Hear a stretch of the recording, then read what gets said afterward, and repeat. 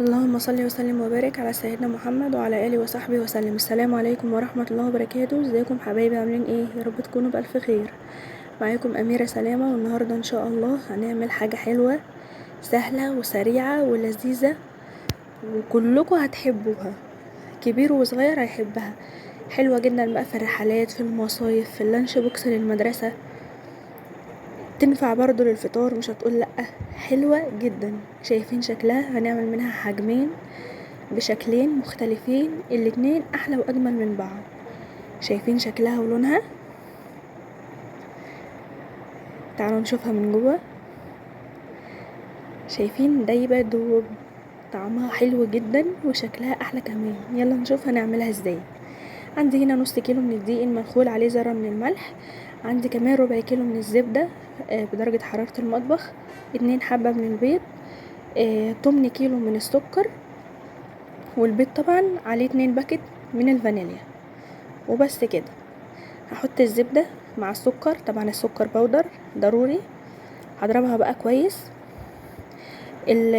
الزبدة يا جماعة انا لسه مطلعها من التلاجة، سوري انا قلت لكم بدرجة حرارة المطبخ، لا انا لسه مطلعها من التلاجة عشان احنا الجو حر، لكن لو في الشتاء عادي تبقى بدرجة حرارة المطبخ. تمام. يبقى انا معايا نص كيلو من الدقيق المنخول، عليه ذرة من الملح. عندي ربع كيلو من الزبدة، 8 كيلو من السكر البودر، 2 حبة من البيض، عليهم 2 باكت من الفانيليا. دي المكونات اللي احنا هنستخدمها. هضرب بقى الزبدة مع السكر كويس جدا.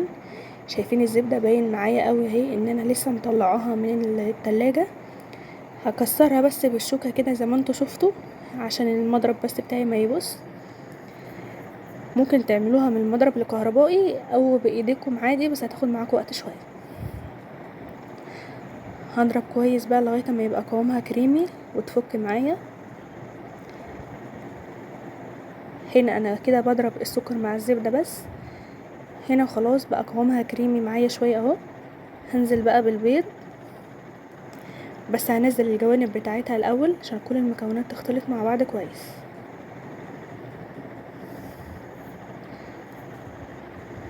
كده تمام. هنزل بقى بيضة بيضة، مش هنزل بالاتنين مرة واحدة عشان الزبدة والسكر ما يفصلوش معايا. ضربت لغاية اما البيضة الاولانية اختفت اهي، هنزل بالتانية. هضرب كويس جدا لغاية اما يبقى قوامها كريمي والبيض يختفي تماما معايا، واحس ان السكر داب مع الزبدة والبيض.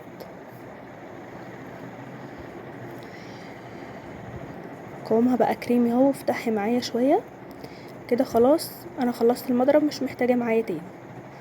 هنزل بقى جوانب الطبق بتاعي او البولة بتاعتي. كده تمام. شايفين قوامها ناعم خالص معايا اهو. هنزل بقى بالدقيق بتاعي. هقلب بس مجرد تقليب لغايه اما انا حطيت ذره الملح اهو، كنت نسيت احطها في الاول. هقلب بس مجرد تقليب لغايه اما الدقيق يختفي معايا. مش هعجن، مش هعجن، مش هعجن. لو عجنت البسكوته بتاعتي هتعضم معايا وهتنشف ومش هتبقى دايبه. لكن مجرد ان انتي تقلبي بس بصوابع ايدك كده لغايه اما دي يختفي معاكي، هتطلع معاكي البسكوته دايبه وناعمه وتحفه جدا. هنا خلاص الدقيق اختفى معايا اهو. انا ما عجنتش خالص خالص. شايفين قوام العجينه بتاعتي؟ حلوه ولينه وناعمه معايا خالص. هغطيها بقى واركنها في التلاجة لمده نص ساعه عشان الجو حر والزبده ابتدت تسيح، عشان تتمسك معايا واعرف اشكلها براحتي. عندي هنا انا هشكل بطريقتين. عندي قوالب الطرط دي بيبقى فيه منها احجام واشكال. لو مش متاحه عندك يبقى قوالب صينيه قوالب الكب كيك. انا النهارده هعمل الشكلين عشان يبقوا شكلين مختلفين. طبعا انا مش بدهنها اي حاجه. هنشكل بقى قالب الطرط بتاعي. باخد كوره كده على قد القالب وافردها فيه. شايفين العجينه بتتفرد معايا بكل سهوله.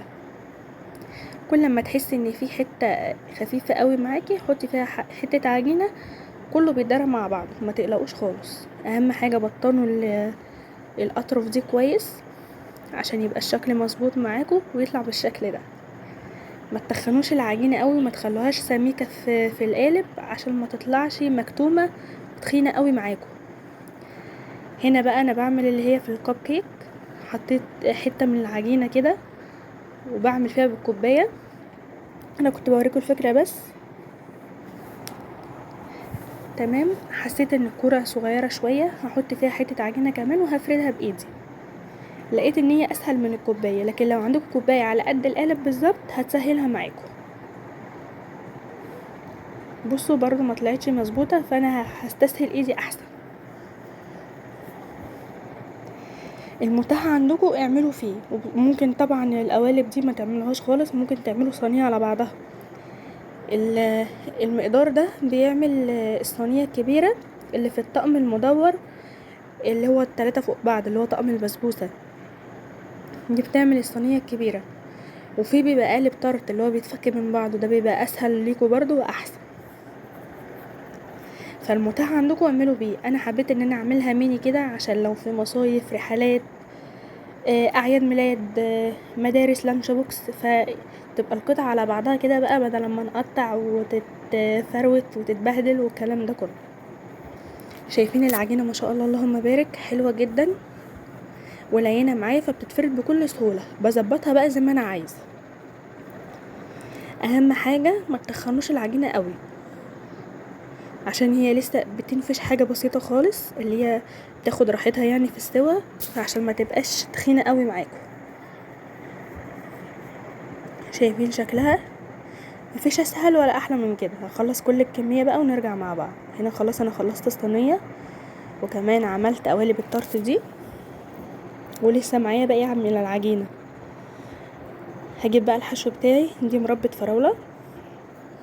هي الحشو يا مربى فراولة يا مربى مشمش، ده اللي بيليق مع الطرت بتاعي او مع الباستا فلورا بتاعتي. هنا عشان اعزز اللون، دي مربى فراولة فحاسه ان هي لونها غامق، هحط كام نقطه كده من اللون الاحمر. شايفين؟ هتحول اللون 180 درجه كده. بقت معايا مربى فراولة. هحشي بيها بقى. ما تكتروش الفراولة قوي عشان ما تجزعش كده معاكم وانتوا بتاكلوا، عشان يبقى سكرها مظبوط. انا ضربتها كويس جدا من المعلقه عشان تبقى لينه معايا كده وتبقى بيوريه، تتفرد معايا بكل سهوله، ما تبقاش قطع. شايفين؟ مفيش اسهل ولا احلى من كده خالص يا جماعه بجد. على فكره دي باستا فلورا، مش طرت، لان الطرت بيتحشي بالباستر كريم والحاجات دي، لكن الباستا فلورا هي مربى وبس. هي مربى مشمش يا مربى فراوله، مش اكتر من كده. وطبعا احنا الطرت عملناه مع بعض قبل كده وعملنا الحشوه بتاعته، وبرده كان تحفه جدا. الاتنين احلى من بعض، لكن ده بسكوته كده ناعمه ودايبه بتدوب في بقك مع المربى، حاجه كده بتاخدك في حته تانية خالص. هنا انا خلاص خلصت الحشو بتاع الكميه بتاعتي. عندي بقى هنا حته من العجينه اللي فاضله معايا. انا هنا جيت افرد، اتبهدلت معايا كده عشان انا نسيت احط عليها مفرش او كيس بلاستيك او كده، فانا تليت المفرش اسهل يعني، ورحت فردة. بتتفرد معايا بكل سهوله، ما بيجرالهاش اي حاجه. طبعا انا بفرد من نشابه عشان تتفرد معايا متساويه ويبقى شكلها حلو. ما ترققوهاش قوي برضه عشان تتشال معاكم كويس وما تتبهدلش منكم. هجيب بقى القطاعه على شكل قلب دي، عشان انا حابه ان انا اعمل شكل الفراوله على الوش كده، بتدي منظر حلو قوي زي اللي انتوا شفتوه في اول الفيديو. وما تنسوش تقولي رايكم في شكلها، واللي هيجربها يقولي رايه في طعمها.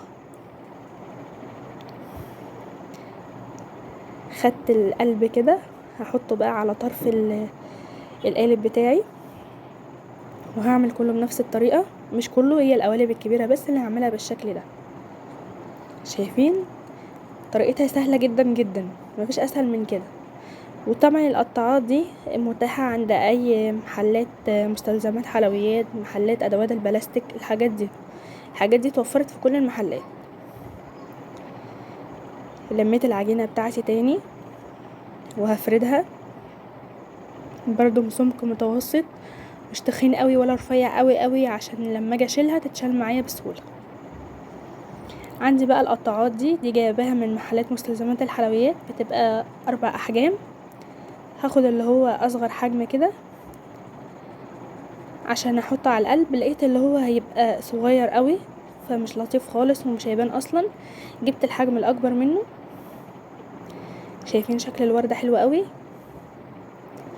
فهحطها كده عشان تديني شكل الفراولايه.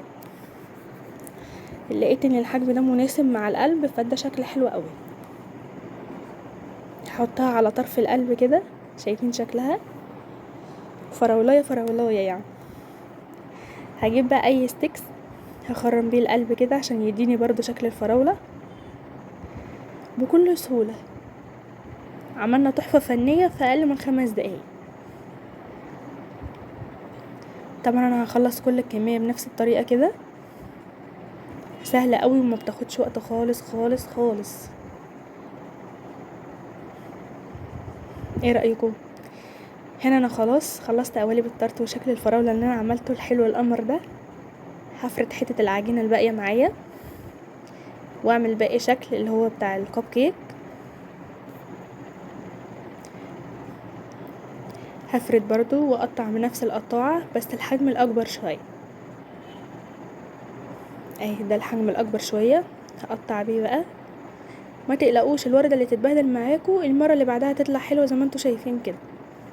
شايفين شكلها حلو قوي. القطاعات دي شكلها حلو وشيك وسعرها مش غالي قوي يعني. شايفين هخلص برضو كل الكمية بنفس الطريقة. شايفين ان ده شكل حلو ازاي. طبعا لو ما عندكوش القطاعات دي ممكن تعملوا خطوط كده تقطعوها بالسكينة وتحطوها على وشها. ممكن تبشروا العجينة برضو وتحطوها على وشها عادي. المتاح عندكم اعملوه. طبعا انا خلصت الكميه بتاعتي واتبقى معايا حته من العجينه كده قطعتها بقطعه القلب دي، ويبقى معايا بسكوت ساده طعمه حلو جدا. قالب الكب كيك بتاعي ده بقى هحطه في صينيه الومنيوم عشان اتاكد ان التسويه هتبقى مظبوطه وهيطلع حلو معايا. هنا خلاص بعد التسويه طلع معايا باللون القمر ده. بس طبعا هو سخن جدا وطبعا الفراوله بتفور، فخلي بالكم لاني انا نفسي اتحرقت منها يعني. ما خدتش بالي ان هي سايحه قوي كده، فخلي بالكم وسيبوها تهدى خالص لغايه ما ترجع تتماسك تاني. بصوا بقى هنا انا بقول لكم ان هي بتتشال من القالب بكل سهوله. انا ما دهنتهاش حاجه طبعا، لا قالب الكب كيك ولا القوالب الطرد. بحرف السكينه او بضفرك كده حاجه بسيطه بتطلع بكل سهوله. هنا طبعا مش هعرف اعمله بايدي فعملته بحرف السكينه كده بيروح طالع معايا على طول. طبعا التسويه حلوه جدا وبرفكت 10/10. لونها حلو جدا، طعمها حلو جدا جدا جدا. البسكوتية ناعمة ودايبة مش مكتومة ولا ناشفة. لازم لازم تجربوه يا جماعة، على ضمانتي هتعجبكم جدا وهتعجب اطفالكم. شايفين بدل ما يخرجوا يجيبوا حاجة من المحلات او من الشارع حاجة مش مضمونة فيها مواد حافظة انتي مش عارفاها وبتضري اطفالك بيها، يعملوا لهم اللي هم عايزينه في البيت من غير وقت ولا مجهود ولا مكونات خزعبلية. هتعملي اللي انت عايزاه بأبسط طريقة. شايفين شكلها؟ جربوها وقولولي رأيكم. بالله عليكم ما تنسوش تحطوا لايك وتشتركوا في القناة وتفعلوا الجرس على الكل عشان يوصلوكوا كل فيديو بقدمه.